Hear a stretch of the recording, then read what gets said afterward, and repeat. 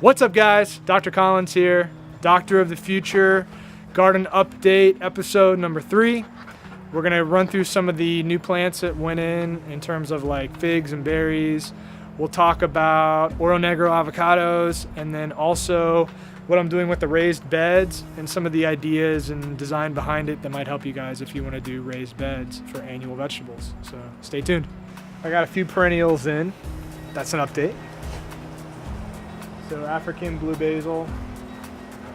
That tree, even though it's really small, is called an Adamoya, and it's like a sugar apple or a cherimoya, which is, it looks like almost like an armadillo skin green, but the inside's white flesh. They have a hard time self-pollinating, like you're actually supposed to go and pollinate each one. So I put the blue basil by it, and you can already see it's got bees on it, the blue basil, so that when the Adamoya gets bigger, the bees will be there and hopefully pollinate it. And then there's some lemongrass in here. Rosemary. This is kind of a hotter section, a little drier right through here, so I put the rosemary there. This is stevia. You can grind it up and dry it up and use it like a sugar substitute. This is lemon balm. That's another perennial herb that went in. I think you can put it in teas and like soup and stuff like that. I don't even know all the uses. This is pineapple sage. And these I just got at Home Depot. It's looking pretty rough right now, but it'll come to life. This is a tree collard, which is looking pretty rough right now, but basically it's in a perennial collard green. So usually collard greens are something you would grow like in a raised bed in Florida to where it would have a season. These will live a couple of years, and off of this tree, as it grows, will be these big giant leaves of collards. I put this trellis up here. I want to run, this is gonna be Seminole pumpkins up here, and then scarlet runner beans on the teepee. So that's the plan there. There's a couple of new trees since the last time you were here. This is a sugar apple, so it's kind of like that Adamoya tree, but a little bit different. It got a little grumpy from the transplant and then all the rain that was coming down, but the new growth is happy. That is a mulberry tree in the back. That's new. It's a Pakistani mulberry. So the other kind we have is a Thai mulberry. This apparently is a much bigger tree and produces much larger mulberries. We found just eating the ones that were on the other mulberry tree, we love them. It's like our favorite thing. So I'm happy to have 2 mulberry trees now.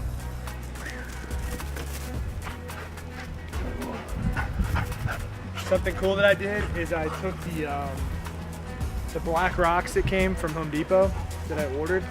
I used the pallets flipped upside down as a table for my starter plants and stuff like that. That's kind of cool. So not much has changed over here except the mulberry that was over there is now over here. This is that Thai mulberry. He's looking pretty rough because he's now been transplanted twice. So you'll see his leaves he's grumpy, but he's got some new growth. It's not bad. Oh, I think he's a caterpillar right here. Oh, look at that guy. That's a different looking one. He's orange. Cool, look at this little spider, dude. I've never seen something like that. Looks like a little lobster with a yellow back. It's crazy. This is an Oro Negro avocado. Really special avocado tree for Florida. We have a hard time in Florida growing the oily, like California style avocados. This variety, Oro Negro, means black gold, is a really nice compromise. It fruits and is ready to eat like November, December-ish. It's nice because it's fattier, oilier. It's not like some of the Florida avocados that are watery. And so they're very, very hard to find. I've been to several different nurseries and have not been able to find one, especially that was in good shape. This one I actually drove 2 hours to find, and It's relatively well established. It's a pretty bushy plant versus the day avocado I have is a little like taller, lankier. But I am confident this tree will do well here. It's not an experiment, where a couple of the avocados I'm trying are to get that oily avocado. I'm gonna risk bringing one that came from, actually it's a Hawaiian variety, and then a Wirtz avocado, which is a California variety. But this one will do well here. They'll be about yay big and black. And if you look down here, there's one that's actually on the tree. Alone fruit. This is so cool, man. This is like, I'm really proud of this. These two are actually figs, and then the rest of these are either blackberries or raspberries. Florida has a really hard time with blackberries and raspberries in particular. And the main variety is these. They're called Mysores, and they are just really, really sharp and stabby. But I did a lot of research, and this is a little bit, in part an experiment, trying to find blackberries and raspberries that will do good in 10A, which is our zone. The heat, I don't know if it's the chill hours or what, they'll have a hard time. So I filled the side of the house here, besides those figs, with blackberries and raspberries. Each one is a different variety because I want to experiment and see, one, how well it grows, and two, if I like the fruit. I'd like to have a variety of ones coming up at slightly different times as well. So once I get these kind of dialed in and figure out who does well here and what we like to eat, I'm going to make some transplant cutting type situation, bring those over into the beds. But right now this is kind of my tester area, and it actually wraps all the way around.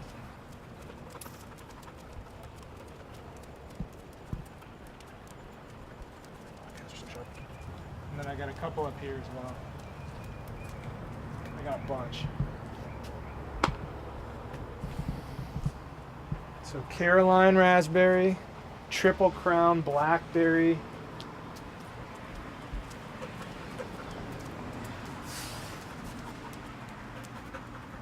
Ouachita blackberry. This came out of the University of Arkansas. They did a program, gene splicing. A Desert King fig.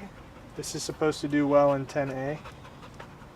So I got 4 different varieties in total of figs, 3 different varieties of blueberry, and then however many that was raspberry, blackberry.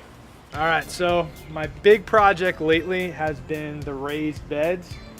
Beyond all the new plants that have been installed, this is really what I've been working on. I've got these 4x4 raised beds that I actually ordered online from Home Depot. The company that makes them is called Green's Fence Company. And if you look down the line, they're in various stages of being put together here. Down the line, you can see them kind of opened up here, but what I've done, and I wanted to show you guys while it's being put together so you get a sense of how this works. I have irrigation lines that were sprinklers that I've run off of and into the bed, and ultimately I'm going to have a grid here on top so that the whole bed gets evenly watered in a square foot gardening style, which will make more sense later. But the dirt came from, I got both topsoil and potting soil from Wholesale Mulch on US 1 in Stuart, and they were half the price of what Home Depot costs for the organic soil. And then I just got untreated mulch that I keep on top to keep the bed moist. And the goal is to not have to water every day as a result, so that the beds can be on the same schedule as the trees and stuff in the whole yard. But if you come down the line here, you'll see where there's a little irrigation line coming up. That's what's going to feed the water for the bed. I find this is a huge mistake people make, is they set up beds and then they don't have an automated way for them to be watered. And so their plants dry out and die. And as long as you can keep the right minerals for the plants in the dirt, and then make sure they're getting watered regularly, they will be happy and you will have vegetables. So the reason that I have raised beds is in Florida, we have serious problems with nematodes. Nematodes are little worms that attack the roots of plants and will kind of suck the life and vitality out of them.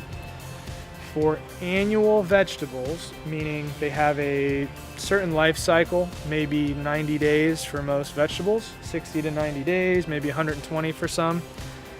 These are going to be a higher turnover production type plants, where the beds on, more of the perimeter of the house are for fruit trees, and then perennial vegetables, meaning they have multiple year life cycles, don't need to be constantly replanted.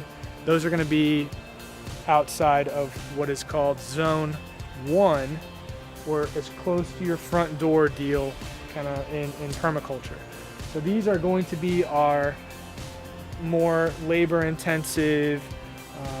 When you guys think of gardening, you typically think of annual vegetables, tomatoes, cucumbers, greens, carrots, that kind of stuff is going to be in these beds. So it's close to the house, it's going to be automatically irrigated, and it gets a good amount of sun for most of the day. What was here was a giant sort of bush that I uprooted and took all of that out, and then I've laid down a weed guard fabric. And the reason this is important, if you want to grow annual vegetables, especially plants that are not necessarily built for Florida, you need to weed guard to keep the nematodes out. So the whole floor here is weed guarded, where the other beds are just dirt with mulch on top. These are separated from the natural dirt below and nematodes. And I'm importing and bringing soil in that is potting soil and topsoil to grow the vegetables in, so that I don't have to worry about the nematodes. And these plants will be able to be more finicky or more fragile, where the vegetables that are going to grow in the beds around the house are more perennial and hardy and harder to kill. So this is for our annual vegetables. You'll see the sprinkler line. You'll see the sprinkler line here. These are the original sprinkler lines. There's another one down there as well. But what I'm doing is I'm teeing off of that sprinkler line and coming into the bed, and then teeing off, and one sprinkler line is going to feed 2 beds. So that line will run underneath this box to the next one, and then it'll pop up like those ones down there, and then on top will be a grid that feeds all of the vegetables. Another philosophy in kind of annual beds is square foot gardening. Because it's a box, it lends itself to it. But I have little nails here that I drove in, and I'm going to run strings for every foot, and that will give me a actual square that's a foot in size. In different types of plants, you can pack in different numbers of, carrots, you can put 9 or whatever, beets you can put 9, maybe a cabbage head you would put 1, broccoli head 1. But that way it lends itself to, you figure out what you eat and at what pace, and then how many squares you have, and you can intelligently plant versus, going to Home Depot and buying a bunch of random stuff. You can really think about, I have this many squares for this period of time, what do we eat the most of, and you plant that accordingly. So along with that, you'll have companion planting. So maybe carrots do really well next to broccoli, but tomatoes, if they're close, it'll screw both of them up. So companion planting along with square foot gardening really helps you get the most out of the plants being healthy and doing well, and space saving.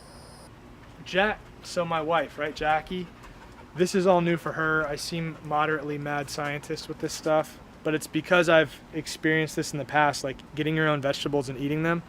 The Barbados cherries for her were the first sort of her feet wet moment with this thing. Is I gave her some Barbados cherries, and now she's addicted to them. So every time she goes out to check the mail, she's checking for Barbados cherries because they're so good. When you grow it in your yard and you've taken care of that plant, it's so much better than what you get in the store, and you just can't wait to like go snag another one. So I hope you guys enjoyed this episode. Stay tuned. Every month we're going to have a garden update like this where you can see some of the new plants we're installing and then the progress on the ones that are already in. So hit us up if you guys have any questions about what we're planting or what we're doing, how we're doing it. Give me a Facebook shout or YouTube comment wherever you're seeing this, and I'd love to help you guys out. Take it easy.